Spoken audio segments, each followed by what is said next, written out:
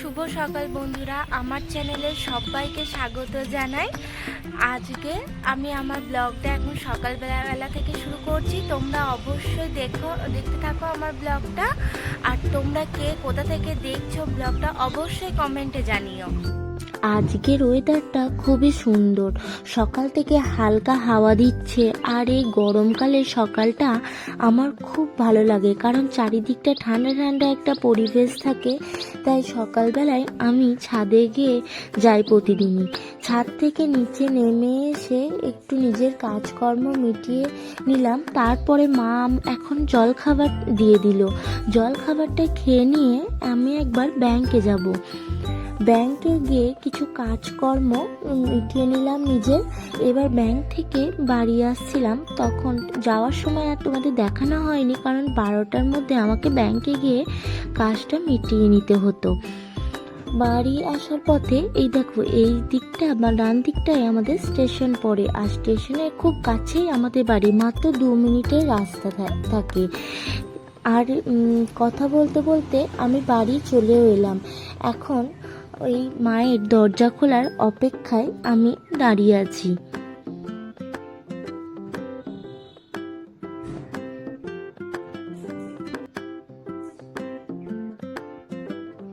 তো তোমরা তো তখন দেখলেই যে আমি ব্যাংক থেকে চলে এলাম কাজ টাজ মিটিয়ে। তারপরে বাড়ি এসে চান টান করে ভাত টাত খেয়ে নিলাম।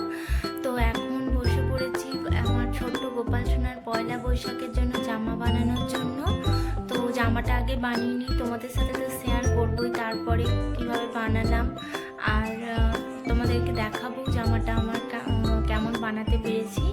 তো জামাটা বানিয়ে নিয়ে আবার পরে তোমাদের সাথে দেখা হচ্ছে। তোমাদেরকে দেখায় আমি গোপাল সোনার জামা বানানোর জন্য কি কি এখানে নিয়েছি।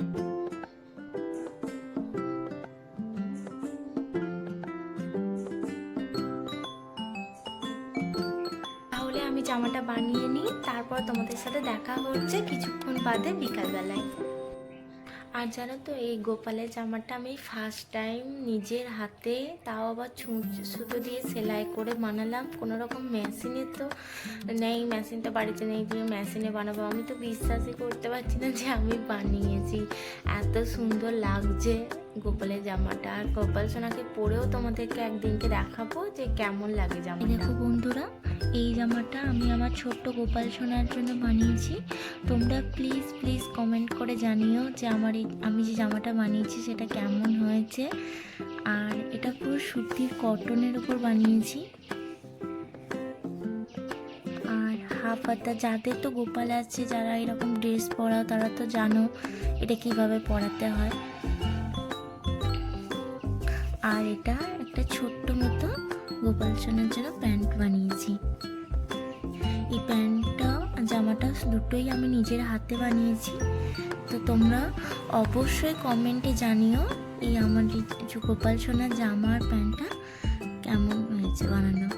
আর বিকালে আমি বাড়ির সামনেটাই একটুখানি বেরিয়েছিলাম, আর তখন এত জোরে বাইক যাচ্ছিল যে আমি ভয়েসটা দিতেই পারলাম না। আর বাড়ির সামনে কতগুলো বাচ্চা খেলা করছিল, তাই ওদেরকেই আমি দেখছিলাম তখন।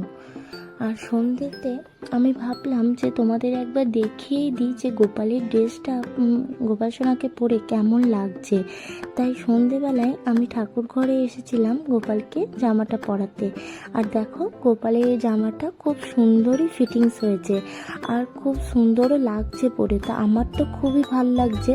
তো তোমাদের কেমন লাগছে অবশ্যই জানিও। গোপাল সোনাকে পরে খুবই মিষ্টি দেখতে লাগছে।